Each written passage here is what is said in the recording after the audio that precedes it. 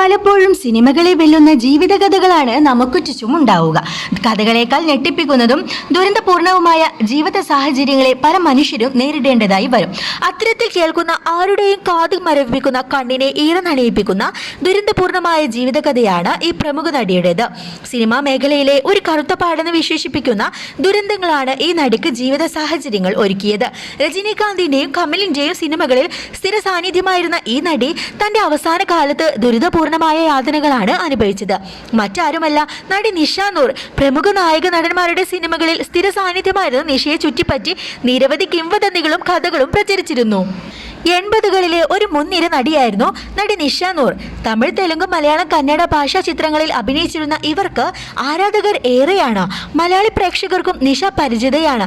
ചുവപ്പുനാട, Mimics Parade, Iyer the Great, Devasuram എന്നീ സിനിമകളിലും ശ്രദ്ധേയമായ കഥാപാത്രങ്ങളെ നിഷ അവതരിപ്പിച്ചിട്ടുണ്ട്.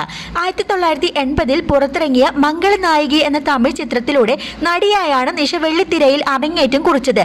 തുടർന്ന് ഇളമിക്കോലം, അനക്കക്കാത്തിരു, കമലിന്റെ ടിക് ടിക് ടിക് എന്നിവയിൽ അഭിനയിച്ചു. വിസുവിന്റെ അവൾ, സുമംഗലീഷ്, രജനീകാന്തിന്റെ ശ്രീ രംഗവേന്ദ്ര, ബാലചന്ദ്രന്റെ കല്യാണ അഗന്തികൾ തുടങ്ങി നിരവധി ചിത്രങ്ങളിൽ അഭിനയിച്ചിട്ടുണ്ട്. തമിഴിൽ ബാലചന്ദ്രൻ, വിഷു തുടങ്ങിയ സംവിധായകരുടെ ചിത്രങ്ങളിലും നിഷ അഭിനയിച്ചിട്ടുണ്ട്. എന്നിരുന്നാലും തന്റെ സിനിമാ കരിയറിൽ വിചാരിച്ച തരത്തിലുള്ള ഉയർച്ച ഉണ്ടാക്കാനായി നിഷക്ക് സാധിച്ചിട്ടില്ല. സിനിമയിൽ അവസരങ്ങൾ ലഭിക്കാതെ സാമ്പത്തികമായും വളരെ ബുദ്ധിമുട്ടുകൾ അനുഭവിച്ചിരുന്നതായി പറയപ്പെടുന്നു. കാലങ്ങൾ മുന്നോട്ട് പോകെ നിഷ സൂര്യനെ ദാരിദ്ര്യം വല്ലാതെ ബാധിച്ചു. കുടുംബത്തിൽ നിന്ന് അവർക്ക് ഒരു സഹായവും ലഭിച്ചിട്ടില്ല. കൗമാരത്തിന്റെ തുടക്കത്തിൽ തന്നെ നിഷ തന്റെ കസിനുമായി വിവാഹിതയായിരുന്നു. പക്ഷേ പിന്നീട് ദമ്പതികൾ വിവാഹമോചനം നേടിയെന്നും ആ ബന്ധത്തിൽ അവർക്ക് 2 പെൺമക്കളുള്ളതായും പറയപ്പെടുന്നു.